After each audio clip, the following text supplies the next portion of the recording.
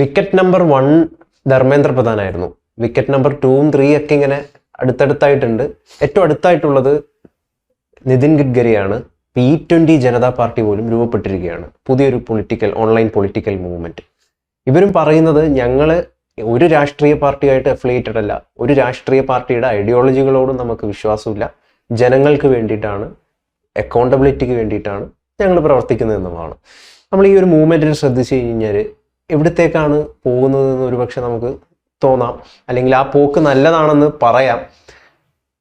ഞങ്ങൾക്ക് രാഷ്ട്രീയമില്ല, അതായത് കക്ഷി രാഷ്ട്രീയമില്ല, പക്ഷെ ജനങ്ങൾക്ക് വേണ്ടിയിട്ട് നമ്മൾ നിൽക്കുന്നു പറയുന്ന ഒരു മൂവ്മെന്റ്, ഒരു ജനകീയ മൂവ്മെന്റ് രൂപപ്പെടുകയാണ്.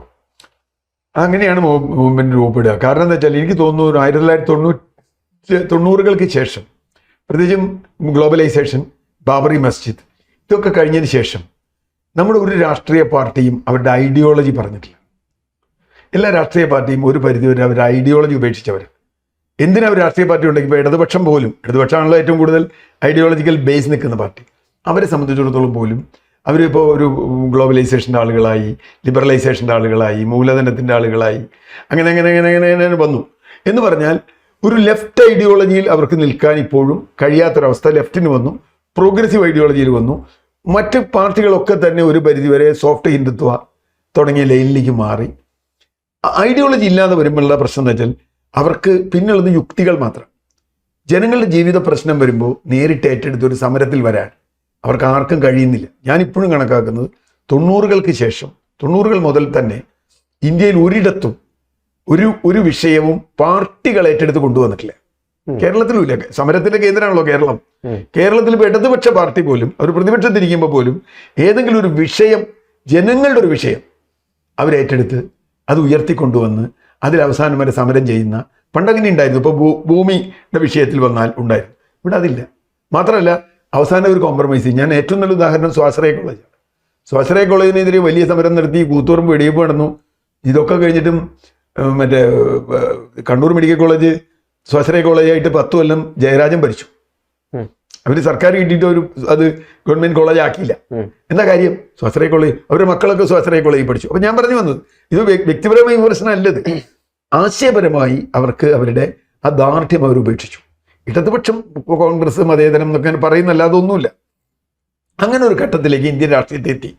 അപ്പൊ ജനങ്ങളുടെ ജീവിത പ്രശ്നം ഏറ്റെടുക്കാൻ വ്യത്യസ്തമായ മൂവ്മെന്റ് വേണം. അപ്പൊ കർഷകരുടെ നമ്മൾ കണ്ട ഒരു ഉദാഹരണമാണ്. അല്ലെങ്കിൽ ഇപ്പൊ നർമ്മദാ ബച്ചാവോ ആന്തോളൻ പോലെ ഒരുപാട് ഇന്ത്യൻ മൂവ്മെന്റ്സ് അതുപോലെ ഉയർന്നു വന്നിട്ടുണ്ട്, ജനങ്ങളുടെ മൂവ്മെന്റ്സ്. അതിൽ അവർക്ക് ഇവിടുത്തെ കക്ഷി രാഷ്ട്രീയമായിട്ട് യാതൊരു ബന്ധമില്ല. കാരണം കക്ഷി രാഷ്ട്രീയക്കാർക്ക് എടുക്കാൻ പറ്റില്ല. രണ്ടാമത്, നേരത്തെ നമ്മൾ പണ്ടും എപ്പോഴും പറയുന്ന പോലെ അവർക്ക് ബാഗേജ് ഉണ്ട്. വാട്ടർ ബോട്ടറി എന്ന് പറഞ്ഞ ബാഗേജ് ഉണ്ട്. നിങ്ങൾ എന്തേ, താൻ എവിടെയായിരുന്നു എന്ന് ചോദിച്ചാൽ ഇല്ല, ആർക്കും പറയാൻ പറ്റില്ല. അപ്പൊ അതുകൊണ്ട് ഇപ്പൊ CPM കേരളത്തിൽ നേരിടുന്ന പ്രശ്നം അതാ. എന്ത് പറഞ്ഞാലും നിങ്ങളുടെ ഗവൺമെന്റ് തീരുമാനിച്ചതെന്ന് പറയും സതീശൻ, ഉടനെ തന്നെ പ്രശ്നം നടന്നു. അപ്പോൾ ഇത് സംഗതി നടത്തണം. സംഗതി രണ്ടുപേരും കൂടി നടത്തണം, നമ്മൾ അനുഭവിക്കുകയാണ്. അപ്പോൾ നേരെ മറിച്ച് ഈ വിഷയങ്ങളിൽ, അഴിമതിക്കെതിരായ വിഷയത്തിൽ അന്ന് 2010-11 അന്നാ ഹസാരെ വരുന്നത്, ജനങ്ങൾ മുഴുവൻ അഴിമതിക്കെതിരാണ്. ജനങ്ങളിൽ നല്ലൊരു ഭാഗം യുവജനം പ്രത്യേകിച്ച് അഴിമതിക്കെതിരായി വന്നു.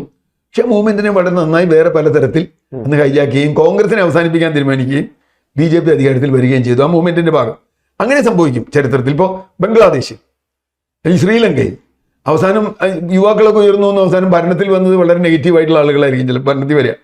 ഫ്രഞ്ച് വിപ്ലവത്തെ പറ്റി എല്ലാവരും തമാശ പറയാറുണ്ട്. സ്വാതന്ത്ര്യം, ജനാധിപത്യം ഒക്കെ പറഞ്ഞിട്ട് വന്ന ഫ്രഞ്ച് വിപ്ലവം അവസാനം നെപ്പോളിയൻ ചക്രവർത്തി അധികാരത്തിലേറ്റിക്കൊണ്ടാണ് ഫ്രഞ്ച് വിപ്ലവം അവസാനിക്കുന്നത് എന്ന് പറഞ്ഞ പോലെ അവിടെ ജനാധിപത്യമൊക്കെ പോയി. അപ്പം ഈ ഒരു സംഗതി ഇവിടെയും സംഭവിക്കാം. അപ്പോൾ അത് ഇനി സംഭവിച്ചുകൂടാന്നില്ല. ഇപ്പൊ CJP വന്നു. ഇനിയിപ്പോൾ നമ്മൾ എത്തനോളിൻ്റെ വരും. എത്തനോൾ വലിയൊരു ചതിയാണ്, ഒരു സംശയം വേണ്ട. അവർ ഈ പറഞ്ഞ പോലെ എൻ്റെ വണ്ടിക്ക് കേടാണ് എത്തനോൾ ഒഴിച്ചാൽ, അല്ലെങ്കിൽ മൈലേജ് കിട്ടുന്നില്ല എന്നുള്ളതൊന്നുമല്ല എത്തനോളിൻ്റെ പ്രശ്നം. എത്തനോൾ അതിലും വലിയൊരു വിഷയമുണ്ട്. കാരണം എത്തനോൾ ഉണ്ടാകുന്നത് ഭക്ഷ്യവസ്തുക്കളിൽ നിന്നാണ്. ഭക്ഷ്യവസ്തുക്കൾ ഏത് സമയവും, പ്രത്യേകിച്ച് ക്ലൈമറ്റ് ചേഞ്ചിൻ്റെ ഒരു കാലത്ത് ക്ഷാമം വരാവുന്ന ഒരു രാജ്യമാണ് ഇന്ത്യ. കാരണം നമ്മുടെ ജനസംഖ്യ കൂടിക്കൊണ്ടിരിക്കുക, ഭക്ഷണം എല്ലാവർക്കും എത്തണം. നമ്മുടെ ഇപ്പം നമുക്ക് എക്സസ് ഉണ്ടെന്ന് പറഞ്ഞിട്ട് കാര്യമില്ല. ഒരു വരൾച്ച കൂടുതൽ വന്നാൽ നമ്മുടെ എക്സസ് അപ്പം തീരും. കാരണം 140 കോടി കൂടുതൽ ആളുകൾക്ക് ഭക്ഷണം കഴിക്കണ്ടേ. അപ്പം നമ്മുടെ ഫുഡ് സെക്യൂരിറ്റി എന്ന് പറഞ്ഞ ഒരു ആക്ട് ഉണ്ടാക്കി നമ്മൾ അതിന് വേണ്ടി, UPA സർക്കാരിൻ്റെ കാലത്ത്. ആ ആക്ടിനൊന്നും ഒരു വിലയിലുണ്ടാവും. കാരണം ഭക്ഷണം ഉണ്ടെങ്കിലേ സെക്യൂരിറ്റി ഉള്ളൂ. അപ്പോൾ ഫുഡ് മുതൽ പ്രശ്നവും, വെള്ളം പ്രശ്നവും. ഇത് വെള്ളം കാരണം ഇതിപ്പോൾ കരിമ്പ് കൃഷി ചെയ്യണം നോക്കിയാൽ, നെല്ല് കൃഷി ചെയ്യുന്നതിൻ്റെ ഇരട്ടി കൂടുതൽ വെള്ളം വേണം കരിമ്പ് കൃഷി ചെയ്യാൻ. ഇനി ഇത് കൃഷി തന്നെ ഇപ്പം തന്നെ കൃഷിക്കാരല്ലെങ്കിൽ തന്നെ പ്രശ്നത്തിലെ കർഷകരുടെ സമരവും കാര്യങ്ങളൊക്കെ ഉണ്ട്. ഇത് ഇപ്പോൾ കർഷകർക്ക് വില കിട്ടണം. കർഷകർക്ക് വില കിട്ടാൻ ഏതാ നല്ലത്?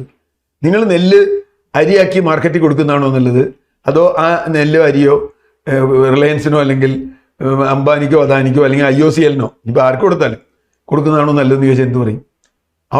അവൻ കിലോയ്ക്ക് 20 രൂപ 30 രൂപ തരും. നാട്ടിൽ 2 രൂപയ്ക്ക് ഇത് അരി കൊടുക്കണ്ടേ? അരി കൊടുക്കണേ, അരി വേണ്ടേ? കർഷകന് എന്തിനാ ഇവർക്ക് കൊടുക്കണേ? സർക്കാരിന് കൊടുക്കണേ എന്തിനാ? ഇപ്പം FCL കിടക്കുന്നത് ഇത് ഇല്ലാത്തതുകൊണ്ട് നമ്മൾ പറയും FCL ഒരുപാട് കെട്ടിക്കിടക്കണു, എന്താ ചെയ്യുക? അതൊക്കെ ഒരു താൽക്കാലികമായ പ്രശ്നം. നേരെ മറിച്ച് ലോങ് ടേം നോക്കുമ്പോൾ ഇതിലേക്ക് കൃഷിയും കൃഷിഭൂമിയും ധാന്യങ്ങളും കരിമ്പും ഡൈവേർട്ട് ചെയ്യുന്നത് നമ്മുടെ ജലസുരക്ഷയെ പോലും ബാധിക്കുന്ന, അത് എക്കോളജിക്കലായിട്ടൊരു കാര്യമാണ്. ലോകത്ത് അത് വലിയ തോതിൽ ചലഞ്ച് ചെയ്യപ്പെട്ടിട്ടുണ്ട്. ഇത് പ്രത്യേകിച്ച് ഇന്ത്യ പോലൊരു രാജ്യത്ത് ഇപ്പോഴും ഒരുപാട് പേർ ദാരിദ്ര്യരേഖയ്ക്ക് താഴെ സർക്കാർ കൊടുക്കുന്ന റേഷൻ കൊണ്ട് മാത്രം ഭക്ഷണം കഴിക്കുന്ന ആളുകളുള്ള ഒരു രാജ്യത്ത് അവിടെ നമ്മൾ കാണും. രണ്ടാമത് അത് പാരിസ്ഥിതിക്ക് നോട്ടമുണ്ട്, അത് വലിയ തോതിൽ കുഴപ്പമുണ്ടാക്കും. വെള്ളം മുഴുവൻ അവർക്ക് പോകും. കാരണം ഈ കോർപ്പറേറ്റുകൾക്ക് വേണമെങ്കിൽ 10,000 ഏക്കർ നെൽകൃഷി ചെയ്യാം.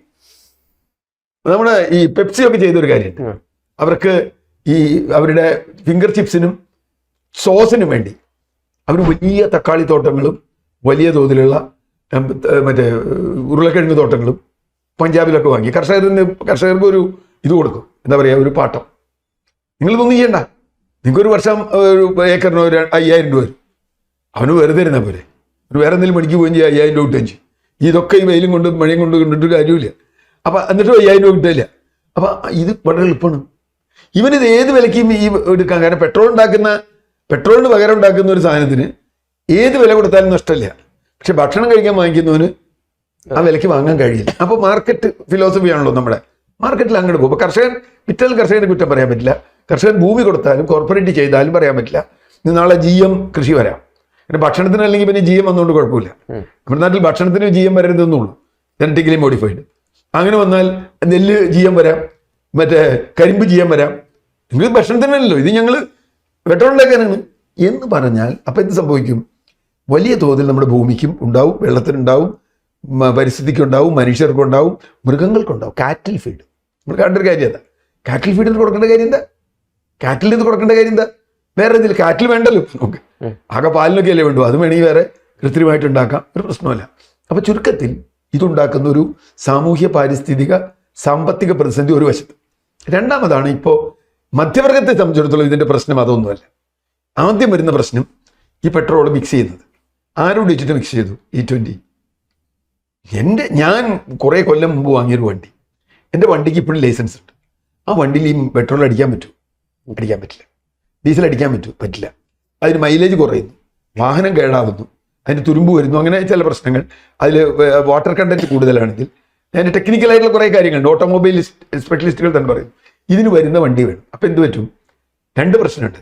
ഒരു മിഡിൽ ക്ലാസ് കഷ്ടിച്ച് മുഷ്ടിച്ചായിരിക്കും ഒരു മിഡിൽ ക്ലാസ് ആയിട്ട് ഒരു കാറ് വാങ്ങിയിട്ടുണ്ടാവും, ഒരു മാരുതി സെൻ വാങ്ങി എന്നുവെച്ചാൽ അവൻ്റെ കുടുംബത്തെ ജീവിതമാണ്. ഈ സാധനം ഇനി ഓടിക്കാൻ പറ്റില്ല, ഈ സാധനം കേടായി പോകും. അപ്പോൾ പിന്നെ ഇവനെ സംബന്ധിച്ചിടത്തോളം ഇനി പുതിയ കാറിലേക്ക് മാറാൻ പറ്റും. ഇപ്പോൾ പുതിയ എത്തനോൾ സ്യൂട്ടബിൾ കാർ വരുന്നു എന്ന് പറയുന്നത് എനിക്കറിയില്ല.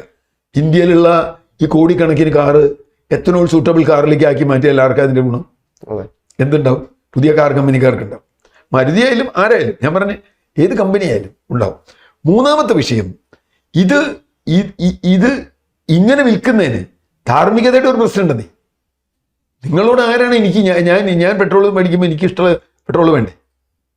ഞാൻ എൻ്റെ വണ്ടിക്ക് അടിക്കുന്ന പെട്രോൾ എനിക്ക് വേണം. ഞാനൊരു കടയിൽ ചെല്ലുമ്പോൾ പറയാണ് വെജിറ്റേറിയൻ എഴുതി വെച്ച കടയിൽ നോൺ വെജിറ്റേറിയൻ ചോദിക്കേണ്ട. പക്ഷെ കട വേറെ എഴുതി വെച്ചിട്ടുണ്ടാവും വെജ് നോൺ വെജ് മാത്രമൊക്കെയുള്ള കടയുണ്ട്. എനിക്കത് ഉണ്ടാവണ്ടേ? ഞാനിപ്പോൾ വെജിറ്റേറിയൻ ഭക്ഷണം കഴിക്കുന്ന ആളാണെങ്കിൽ എല്ലാത്തിലും നോൺ വെജ് ആണെങ്കിൽ ഞാൻ കഴിക്കാൻ പറ്റും. അപ്പം എനിക്കൊരു ചാൻസ് വേണമല്ലോ, എനിക്ക് കഴിക്കാനൊരു ഓപ്ഷൻ വേണ്ടേ ജനാധിപത്യത്തിൽ. നിങ്ങൾ എന്ത് ചെയ്യണം? രണ്ടും വെച്ചോ, ഏത് വേണി അടിച്ചോട്ടെ. ഈ ഒരു ചോദ്യം ചോദിക്കാം. അങ്ങനെ വരുമ്പോൾ നിർബന്ധിതമായി ആയിരക്കണക്കിന് പമ്പുകളാണ് ഇപ്പോൾ ഡൽഹി അടക്കം പല സ്ഥലങ്ങളിൽ വന്നിട്ടുള്ളത്. ഇപ്പം ഞാൻ സംഭവിക്കും. അപ്പോഴാണ് ഇത് രണ്ടാമത്തെ ഭാഗം ആലോചിച്ചത്. എന്തുകൊണ്ട് ഇത്ര ധൃതി ഇല്ലയെന്ന് അവർ പറഞ്ഞത്. 2000 മുതൽ ഞങ്ങൾ ആലോചിച്ചതെന്ന്. 2000 മുതൽ ആലോചിച്ചിട്ട് കാര്യമില്ല. ഇപ്പം ധൃതി എന്താണ്? ഇത് ആർക്കാണ് ഇവിടെ ഈ ഇതുണ്ടാക്കാനുള്ള ലൈസൻസ് ഉള്ളത്? ആ കമ്പനിയുടെ സ്റ്റാറ്റസ് എന്താ? ഈ തീരുമാനം വന്നതിന് ശേഷം ആ കമ്പനിയുടെ മൂലധനം എത്ര കണ്ട് വർദ്ധിച്ചു, അതിൻ്റെ ഷെയർ വാല്യൂ എത്ര വർദ്ധിച്ചു എന്നുള്ളത് നമ്മുടെ മുമ്പിൽ വളരെ ക്ലിയറാണ്. ഇത് ഡോക്യുമെൻ്റാണ്. കമ്പനിയുടെ ബാലൻസ് ഷീറ്റ് ഉണ്ട്, കമ്പനിയുടെ ഷെയർ മാർക്കറ്റിലെ വാല്യൂ ഉണ്ട്. ആ കമ്പനി ആരുടെ കമ്പനിയാണ്? അങ്ങനെ എത്തുമ്പോഴാണ് നിതിൻ ഗഡ്കരിയുടെ മകൻ്റെ കമ്പനിയാണെന്ന് വരുന്നത്. സ്വാഭാവികമായും ജനങ്ങളെ സംബന്ധിച്ചിടത്തോളം ഇതിൽ വലിയ വലിയ ചോദ്യങ്ങൾ വരും. സ്വാഭാവികമാണ്. കാരണം ഇതാർക്ക് വേണ്ടി? നാളെ IOCL ഉണ്ടാക്കിക്കോട്ടെ, അവർ പറയൂ. ഇപ്പോൾ ഒരു നാളെ IOCL ഉണ്ടാക്കാം, BPCL ഉണ്ടാക്കാം, റിലയൻസിന് ഉണ്ടാക്കാം, അംബാനിക്ക് ഉണ്ടാക്കാം, അദാനിക്ക്, ആർക്ക് വേണ്ടി ഉണ്ടാക്കാം. പക്ഷേ ഒരു മകന്റെ കമ്പനിക്ക് വേണ്ടി മാത്രം ജനങ്ങളെ ദ്രോഹിക്കുന്ന അവിടെയാണ് പ്രശ്നം. ജനങ്ങൾ എതിർപ്പാവുന്നത് എന്തുകൊണ്ടാണ്? ഇത് പരിസ്ഥിതി സൗഹൃദം ഒന്നുമല്ല, അത് വേറെ കാര്യം. ഇത് ഇത്രയും നമ്മുടെ ഇറക്കുമതി തീരുവ കുറയും. ഈ ഇറക്കുമതി തീരുവ പെട്രോൾ മേടിക്കണല്ലേ കുറയുള്ളൂ. നാളെ അരി മേടിക്കേണ്ടി വന്നാലോ, അരി ഇറക്കുമതി ചെയ്യേണ്ടി വന്നാലോ, ക്രൂഡ് ഇറക്കുമതി ചെയ്യുമ്പോൾ ഒരു ക്രൈസിസ് ഉണ്ട്. പക്ഷെ അരി ഇറക്കുമതി ചെയ്യേണ്ടി വന്നാൽ സോവിയറ്റ് യൂണിയനെ പോലുള്ള രാജ്യം നശിച്ചത് ഭക്ഷണം കിട്ടാത്തതുകൊണ്ട്. ആളുകൾ പോളണ്ടിലൊക്കെ ബ്രെഡിന് ക്യൂ നിന്ന് ഒരു രാജ്യമുണ്ട്. ഇന്ത്യയിൽ വന്നുകൂടാന്നൊന്നുമില്ല. പ്രത്യേകിച്ചും കേരളം അതിനേക്കാൾ വലിയ പ്രശ്നമാണ്. ഇതിനകത്ത് മാർക്കറ്റിൽ കിട്ടിയിട്ട് വേണ്ട നമുക്ക് കിട്ടാൻ, നമ്മുടെ ഇവിടെ ഉണ്ടാവുന്നില്ലല്ലോ. അപ്പോൾ പ്രശ്നം എന്താ വെച്ചാൽ ഇതാർക്ക് വേണ്ടി ഇത്രയും വലിയൊരു നെറ്റ്വർക്ക് ഉണ്ടാക്കി, ഇത്രയും വലിയൊരു ഭാരം ജനങ്ങളുടെ മേലെ അടിച്ചേൽപ്പിച്ചു. അതുകൊണ്ട് മിനിമം ആവശ്യം എന്ന് പറയുന്നത് മറ്റേ പെട്രോൾ കൂടി കിട്ടാനുള്ള സൗകര്യം ഉണ്ടാവണം. അതായിരിക്കും മിഡിൽ ക്ലാസ്. പക്ഷെ എന്നെ സംബന്ധിച്ചിടത്തോളം ഞാൻ അവിടെ നിർത്തുന്നില്ല. ഞാൻ കുറച്ചുകൂടി, ഒരുപക്ഷെ സമരം എങ്ങനെ പോകും നമുക്ക് പറയാൻ പറ്റില്ല. എല്ലാ സമരങ്ങളും ഒരുപക്ഷെ ആദ്യം തുടങ്ങുന്നത് ഒരു പ്രത്യേക ആവശ്യത്തിന്. ഇപ്പോൾ ഞാൻ ഉദാഹരണത്തിന് സി ജെ പി ഒരു പാറ്റ എന്ന് വിളിച്ച ഒരു സംഗതിയിലാണല്ലോ CJP തുടങ്ങി. അവരുടെ ആദ്യത്തെ 5 ഡിമാൻഡ് വളരെ നല്ല ഡിമാൻഡുകളെ, അദാനി അംബാനിക്കെതിരെ വരെ ഗോദി മീഡിയക്കെതിരെ വരെ അവരുടെ ഡിമാൻഡ് ഉണ്ട്. ഇലക്ഷൻ കമ്മീഷനെതിരെ ഉണ്ട്. കാരണം ഒരാൾക്ക് സ്ത്രീ സംവരണം വേണം എന്നുള്ളതുണ്ട്. ഞാൻ പറഞ്ഞത് വളരെ ബ്രോഡറായ ചില മുദ്രാവാക്യങ്ങൾ ഇതിൻ്റെ അടിയിലുണ്ട്. ഇനി ഈ കൂട്ടായ്മ അതിലേക്ക് മാറിയേക്കാം. ഇപ്പൊ CJP കൂട്ടായ്മ E20 EJP ആവാം.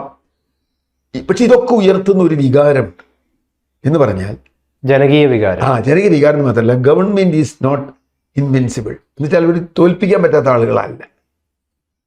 ഏത് വലിയ ഫാസിസ്റ്റ് ആയാലും നിങ്ങളിൽ പട്ടാളമുണ്ട്, പോലീസുണ്ട്, സഭയിൽ ഭൂരിപക്ഷമുണ്ട്, എല്ലാ പിന്തുണയുണ്ട്, എങ്കിൽ പോലും നിങ്ങൾ ഇൻവിൻസിബിൾ, നിങ്ങൾ തോൽപ്പിക്കാൻ പറ്റുന്നവരാണ്, അപരാജിതരല്ല. അല്ല, ഭരണകൂടത്തിനോട് കീഴ്പ്പെട്ടിരിക്കുക അല്ലെങ്കിൽ ഒബീഡിയന്റ് ആയിട്ടിരിക്കുക എന്നതാണ് രാഷ്ട്രസ്നേഹം എന്ന് തെറ്റിദ്ധരിക്കുന്നവരുടെ, അല്ലെങ്കിൽ പാട്രിയോട്ടിസമാണ്. അല്ല, അതിൽ കാര്യമുണ്ട്. പണ്ടുണ്ടായിരുന്നു, പണ്ടത്തെ സ്വഭാവം രാജ്യസ്നേഹമാണ് രാജ്യസ്നേഹം എന്ന് തെറ്റിദ്ധരിച്ച ഒരു കാലമുണ്ടായിരുന്നു. രാജാവിനെ സ്നേഹിക്കുന്നതാണ് രാജ്യത്തെ സ്നേഹിക്കുക എന്നത്. ഇന്ന് ജനാധിപത്യത്തിൽ അതില്ലല്ലോ, രാജാവില്ലല്ലോ, ജനാധിപത്യമാണല്ലോ. രാജാധിപത്യത്തിൽ അത് ശരിയാ, ജനാധിപത്യം അതിന്റെ തുടർച്ചയായിട്ട് അത് വരണേ. രാജാവ് എന്ന് പറഞ്ഞ ഭരണാധികാരിയെ ഇഷ്ടപ്പെടുക എന്നുള്ളത്, ഭരണാധികാരിയെ ബഹുമാനിക്കുക എന്നുള്ളത്, ഭരണാധികാരിയെ സ്നേഹിക്കുക എന്നുള്ളത് അല്ലല്ലോ രാജ്യസ്നേഹം. ജനാധിപത്യം അങ്ങനെയല്ല. ലോകത്തുള്ള ഏത് ജനാധിപത്യം നിങ്ങൾ എടുത്തോളൂ, അവിടെ അതിൻ്റെ കൃത്യമായ കൗണ്ടർ ഉള്ള സ്ഥലങ്ങളാണ് ജനാധിപത്യം വളർന്നിട്ടുള്ളൂ, നിലനിന്നിട്ടുള്ളൂ. ഇപ്പൊ ഏറ്റവും വലിയ ജനാധിപത്യം ബ്രിട്ടനിലാണല്ലോ ജനാധിപത്യത്തിന്റെ കളിത്തൊട്ടിൽ നമ്മൾ പറയുന്നത്. ബ്രിട്ടനിൽ തന്നെ എന്തൊരു സങ്കീർണമാണ് അവിടുത്തെ ജനാധിപത്യം. ഇപ്പൊ ലേബർ പാർട്ടി ജയിച്ചു, ലേബർ പാർട്ടിയിൽ തന്നെ ഗ്രൂപ്പോ അല്ലെങ്കിൽ അവർ പ്രശ്നം കൊണ്ട് വേറെ ആൾ വന്നു. ഒരുപക്ഷെ വർഷത്തിൽ 3 പ്രധാനമന്ത്രി വരുന്ന ലോകത്തിലെ ഒരു രാജ്യം ബ്രിട്ടനാണ്. മറ്റൊന്ന് ജപ്പാനാണ്. ജപ്പാനിലെ പ്രധാനമന്ത്രി എപ്പോൾ വേണി പോവാം. കാരണം ജനാധിപത്യം അത്ര ശക്തമാണ്. ആയിക്കോട്ടെ, പൊക്കോട്ടെ, പ്രധാനമന്ത്രി മാറുന്നതുകൊണ്ടൊന്നും രാജ്യത്തിനൊരു കുഴപ്പമുണ്ടാവില്ല. കാരണം സിസ്റ്റം അവിടെ ഉണ്ടെങ്കിൽ. ഇപ്പൊ അമേരിക്കൻ പ്രസിഡന്റ് സംഗതി, ഇപ്പൊ ട്രംപിനെ കുറിച്ച് നമുക്ക് എന്തൊക്കെ അഭിപ്രായ വ്യത്യാസം ഉണ്ടെങ്കിലും ട്രംപിനെതിരായി ശക്തമായി നിൽക്കുന്ന ഒരു അമേരിക്കയുണ്ട് അവിടെ. ഈവൻ റിപ്പബ്ലിക്കൻ പാർട്ടി പോലും ട്രംപിനെതിരായി വിമർശിക്കുന്നവരുണ്ട്, ഇല്ലേ? ട്രംപിനെതിരായി വോട്ട് ചെയ്തല്ലോ റിപ്പബ്ലിക്കൻ സെനറ്റർമാർ. എന്താ കാര്യം? അതാ ജനാധിപത്യം. ജനാധിപത്യം അങ്ങനെ തന്നെ വേണം. നിങ്ങൾ പറയുമ്പോൾ പിണറായി വിജയനായാലും സതീശനായാലും മോഡി ആയാലും വേറെ ആരായാലും, sir you are not right, you are not പറയാൻ പറ്റുക. അത് പറയാൻ പറ്റുന്ന ജനാധിപത്യമാണ്. അത് പാട്രിയോട്ടിസം എന്ന് പറയുന്നത് ഗവൺമെന്റ് സ്റ്റാൻഡ് ചെയ്യേണ്ട ചില പ്രിൻസിപ്പിൾസ്, ആ പ്രിൻസിപ്പിൾസിൽ നിന്ന് വ്യതിചലിക്കാൻ പാടില്ല. ആ പ്രിൻസിപ്പിൾസ് ആണ് യഥാർത്ഥത്തിൽ പാട്രിയോട്ടിസം. അല്ല, രാജ്യം എന്ന് പറയുന്നത് രാജാവല്ല, ജനതയാണ്, രാഷ്ട്രമാണ്. രാജ്യവും രാഷ്ട്രം തമ്മിൽ വ്യത്യാസം അറിയാം. രാജ്യം എന്ന് പറയുന്ന ഒരു അതിർത്തി ഭൂമിശാസ്ത്രമാണ്. പക്ഷെ രാഷ്ട്രം എന്ന് പറയുന്നത് അതിലെ ജനതയാണ്. നമ്മൾ രാഷ്ട്രത്തിന്റെ ഗുണമാണ് നോക്കേണ്ടത്, ജനത്തിന്റെ ഗുണം. ജനത്തിനും രാഷ്ട്രം ആയ സിറ്റീസ് അതെങ്ങനെ ഗുണമാവും. അത് ഈ പറഞ്ഞ മാതിരി കുറെ ഇവര് എന്താ ചെയ്യണമെന്ന് വെച്ചാൽ കുറെ വലിയ ഈ തരത്തിലുള്ള കുറെ കണക്കുകൾ ഉണ്ടാക്കും. രാജ്യം ലോകത്തിലെ 5ാമത്തെ 3ാമത്തെ സാമ്പത്തിക ശക്തിയോ. അതുകൊണ്ട് എനിക്കെന്താ കാര്യം? എൻ്റെ നാട്ടിൽ 15 ആനയുണ്ട്, എൻ്റെ പഞ്ചായത്തിൽ 15 ആനയുണ്ട്, അതുകൊണ്ട് എനിക്ക് വല്ല ഗുണമുണ്ടോ? എൻ്റെ വീട്ടിലൊന്നുമല്ല, എൻ്റെ വീട്ടിൽ ദാരിദ്ര്യമാണ്. എൻ്റെ നാട്ടിൽ 15 ആനയുണ്ടെന്ന് ഞാൻ പറയുന്നത് ഞാൻ അഭിമാനിക്കണ പോലെ അതല്ല. അപ്പോൾ രാഷ്ട്രം എന്ന് പറയുന്നത് അവിടേക്കാണ് ഗാന്ധിയൊക്കെ വളരെ റെലവൻ്റ് ആവുന്നത്. എപ്പോഴാണ് ഒരു രാഷ്ട്രം സമ്പന്നാവുക? ഏറ്റവും പിന്നിൽ നിൽക്കുന്ന ആള് സമ്പന്നനാവുമ്പോഴാണ്. അല്ലാണ്ട് എങ്ങനെ സമ്പന്നാവുക? ഏറ്റവും കുറേ ആളുകൾ ഒഴിവാക്കാൻ പറ്റുമോ? അതാണ്, അവിടെയാണ് ഇത്തരം രാഷ്ട്രീയ പാർട്ടികളുടെ ഏറ്റവും വലിയ ഗുണവും ഒരു പരിമിതിയുണ്ട്. ഞാൻ പരിമിതിയില്ല എന്ന് പറയുന്നില്ല, അവർ ലോകത്തെ മോചിപ്പിക്കുന്നു ഞാൻ പറയുന്നില്ല. പക്ഷേ കാലഹരണപ്പെട്ടു പോയില്ലേ എന്നുള്ളതാണ്. നമ്മുടെ രാഷ്ട്രീയ പാർട്ടികൾ കാലഹരണപ്പെട്ടു പലപ്പോഴും. അത് സോനം വാങ്ചുക്കിന്റെ ഭാര്യ ഗീതാഞ്ജലി വാങ്ചുക് ഒരു കഴിഞ്ഞ ദിവസം ഒരു കുറിപ്പ് എഴുതുകയുണ്ട് എക്സിൽ. അതിലല്ല അവർ പറഞ്ഞത്, നിലവിലുള്ള രാഷ്ട്രീയ സിസ്റ്റം എന്ന് പറയുന്നത് റോട്ടഡായി. പുതിയൊരു പൊളിറ്റിക്കൽ ഗ്രാമർ ഇന്ത്യൻ രാഷ്ട്രീയത്തിന് ആവശ്യമാണ്. അതായത് സത്യത്തിന് പ്രാധാന്യം നൽകുന്ന, കേവലം ഒരു ട്രൈബൽ ലോയലിറ്റിക്ക് പകരം സത്യത്തിന് പ്രാധാന്യം നൽകുന്ന ഒരു പുതിയ പൊളിറ്റിക്കൽ ഗ്രാമർ. അതായത് ഭരണകൂടത്തെ താഴെ ഇറക്കലല്ല. ഇപ്പൊ എല്ലാവരും പറയുന്നത് മോഡി ഉടനെ തന്നെ അടുത്ത രാജിവെക്കണം, അതല്ല നമുക്ക് വേണ്ടത്. അത് വേണം തീർച്ചയായിട്ടും, പക്ഷെ അതിനെക്കാട്ടിലും ഉപരി നമ്മുടെ ഈ രാഷ്ട്രീയ സംസ്കാരം തന്നെ മാറും. തീർച്ചയായിട്ടും. അല്ല, അതിൽ കുറേ കാര്യങ്ങളുണ്ട്. ഇപ്പോൾ സോനം വാങ്ചുക്കിന്റെ ഭാര്യ ഗീതാഞ്ജലി വാങ്ചുക്ക് പറയുന്നതിന് മാത്രമല്ല ഞാൻ പറയുന്നത്. ഞാനങ്ങനെ വ്യക്തിപരമായ ആരെയും വലിയ തോതിൽ അങ്ങനെ ആരാധിക്കുന്ന ഒരാളെയല്ല. വാങ്ചുക്ക് ഈ സമരത്തിൽ വന്ന് നന്നായി, സമരത്തിന് ഗുണമായി, വെരി ഗുഡ്. അദ്ദേഹത്തെ ഞാൻ സപ്പോർട്ട് ചെയ്യുന്നു. പക്ഷെ വാങ്ചുക്കിനെ ഞാൻ എല്ലാ കാര്യവും സപ്പോർട്ട് ചെയ്യില്ല. പാർട്ടികൾ 370 എടുത്തു കളയണമെന്ന് വാദിച്ച ആളാണ് വാങ്ചുക്ക്. ന്യൂ എഡ്യൂക്കേഷൻ പോളിസി വേണമെന്ന് PM ശ്രീ അടക്കമുള്ളതിനെ അംഗീകരിച്ച ആളാണ്. ന്യൂ എഡ്യൂക്കേഷൻ പോളിസി അംഗീകരിച്ച ആളാണ്. ഡിമോണിറ്റൈസേഷൻ അംഗീകരിച്ച ആളാണ്. വാങ്ചുക്ക് ഗംഭീരനാണ്, അതുകൊണ്ട് അയാൾ പറഞ്ഞതെല്ലാം ശരിയെന്ന് ഞാൻ പറയില്ല. വാങ്ചുക്ക് ഈ സമരത്തിലെടുത്ത നിലപാട് ശരി. ഇനി മൊത്തം രാഷ്ട്രീയത്തിലെ ഗ്രാമർ മാറണം എന്ന് പറയുന്നതിനോട് ഞാൻ യോജിക്കുന്നു. അത് എങ്ങനെ മാറണം എന്നുള്ളത് ഓരോരുത്തർക്കും അത് വേറെ രീതിയിൽ ചർച്ച ചെയ്യപ്പെടേണ്ടതാണ്. ഗ്രാമർ മാറണം. നിലവിലുള്ള രാഷ്ട്രീയ കക്ഷികൾ പലതും ഡീഫങ്ക്റ്റ് ആവുന്നു. അവർക്ക് ഈ പറഞ്ഞതുപോലെ, ഞാൻ നേരത്തെ പറഞ്ഞതുപോലെ, അവർക്ക് പുതിയ വിഷയങ്ങൾ ഏറ്റെടുക്കാൻ കഴിയാതെ വരുന്നു. ഇതൊക്കെ ഉണ്ട്. പക്ഷെ രാഷ്ട്രീയ പാർട്ടികൾക്ക് വേണമെങ്കിൽ മാറാം. രാഷ്ട്രീയ പാർട്ടികൾ മാറിയിട്ടുണ്ടല്ലോ, പല സ്ഥലത്തും രാഷ്ട്രീയ പാർട്ടികൾ അവരുടെ രീതി മാറിയിട്ടുണ്ട്. പരിമിതിയുണ്ട്. ആ പേര് ചിലപ്പോൾ പറ്റില്ല. ഇപ്പോൾ ലോകത്ത് കമ്മ്യൂണിസ്റ്റ് പാർട്ടി ഉണ്ടായിരുന്ന പല രാജ്യങ്ങളും ഒരു കമ്മ്യൂണിസ്റ്റ് പാർട്ടി എന്ന് മാറ്റി സോഷ്യലിസ്റ്റ് ഡെമോക്രാറ്റിക് പാർട്ടി എന്നാക്കി, സോഷ്യൽ ഡെമോക്രാറ്റിക് പാർട്ടി എന്നാക്കി. കാരണം കമ്മ്യൂണിസ്റ്റ് പാർട്ടി എന്ന് പറയുന്നത് അവിടെ നിൽക്കാൻ പറ്റില്ല. അപ്പോൾ സോഷ്യൽ ഡെമോക്രാറ്റിക് പാർട്ടിയാക്കി. പക്ഷേ അവരുടെ മെത്തഡോളജിയിലുണ്ടാവും, ഐഡിയോളജിയിലൊക്കെ വ്യത്യാസം ഉണ്ടാവും, സംഘടനാ രൂപത്തിൽ വ്യത്യാസം ഉണ്ടാവും, അതൊക്കെ ഉണ്ടാവും. ഇപ്പം ജനാധിപത്യപരമായ ഒരു സംഘടനാ രൂപമാണ്. അപ്പോൾ ഈ സമരത്തിൻ്റെ ഒക്കെ ഒരു ഗുണം ഞാൻ കണ്ടത്, ഇപ്പോൾ നമ്മൾ അഭിജിത് ദീപ് കെ അല്ലെങ്കിൽ സോനം വാങ്ചുക്ക് എന്നൊക്കെ പറയുമ്പോൾ അവരൊന്നും അല്ല എൻ്റെ നേതാവ്. ഒരാളൊരു പ്രതീകമാണ്. അയാൾ പറഞ്ഞല്ലോ, ഡോണ്ട് മേക്ക് മീ ഹീറോ എന്ന് പറഞ്ഞല്ലോ. ഞാൻ ഹീറോ അല്ല. അയാൾ ആദ്യം പറഞ്ഞ ആളാണ്, ഫസ്റ്റ് പറഞ്ഞ ആളാണ്. അതേ ഉള്ളൂ അദ്ദേഹത്തിൻ്റെ പ്രത്യേകത. അതുകൊണ്ട് ഇതിൽ ഏതെങ്കിലും ഒരാൾ പറയുന്നത് ഏതെങ്കിലും അവസാനത്തെ അഭിപ്രായമായിട്ട് ഞാൻ കാണുന്നില്ല. അവസാനത്തെ അഭിപ്രായമല്ല, രൂപപ്പെട്ടു വരും, ഇനിയും രൂപപ്പെടും. അപ്പൊ രാഷ്ട്രീയത്തിന്റെ ഗ്രാമർ മാറ്റാൻ ഇവർക്ക് കഴിയും. അതാണ് പ്രധാന ചോദ്യം. അതെ, സോനം വാങ്ചുക്ക് ഗീതാഞ്ജലി വാങ്ചുക്ക് പറഞ്ഞ പോലെ രാഷ്ട്രീയത്തിന്റെ ഗ്രാമർ മാറ്റാൻ ഇവർക്ക് പറ്റുമോ? അത് പറ്റുമെന്നുണ്ടെങ്കിൽ രാഷ്ട്രീയം മാറും. അപ്പൊ പിന്നെ ഈ പറഞ്ഞ മാതിരി അങ്ങനെയുള്ളൊരു ജനാധിപത്യത്തിൽ, അതാ ഞാൻ പറഞ്ഞേ, ഇപ്പൊ ജപ്പാനിലോ ബ്രിട്ടനിലോ ജർമ്മനിയിലോ ഒന്നും പ്രധാനമന്ത്രിയോ ചാൻസലറോ ഒക്കെ മാറി എന്നുള്ളതുകൊണ്ട് ആളുകൾക്ക് ഒരു ടെൻഷനും ഇല്ല. നമ്മുടെ അവിടെ മാത്രമേ ഉള്ളൂ അത്. അയ്യോ, പ്രധാനമന്ത്രി മാറി കഴിഞ്ഞ് വേറെ ആര് എന്നൊക്കെ ചോദിക്കുന്നു. അതൊന്നുമില്ല. 5 വർഷത്തെ കാലാവധിയിൽ 4 പ്രധാനമന്ത്രിമാർ മാറുന്നുണ്ട് ബ്രിട്ടനിൽ. ജപ്പാനിൽ ഒരു വർഷത്തിൽ 2 ഇലക്ഷൻ നടന്നിട്ട്. നമ്മൾ ജപ്പാൻ എന്ന് പറയുമ്പോൾ വലിയ വൃത്തിയുള്ള രാജ്യമല്ലേ. ഞങ്ങൾക്ക് ഇഷ്ടമല്ലേ, അപ്പോൾ പോവും. ഒരു വർഷത്തിൽ 2 ഇലക്ഷൻ നടക്കും ജപ്പാന്. അവർക്ക് അതുകൊണ്ട് ഒരു ടെൻഷനും ഇല്ല. അപ്പൊ ജനാധിപത്യം സ്ട്രോങ് ആവണം, സിസ്റ്റമാണ് സ്ട്രോങ് ആവേണ്ടത്, വ്യക്തിയല്ല. ആണ്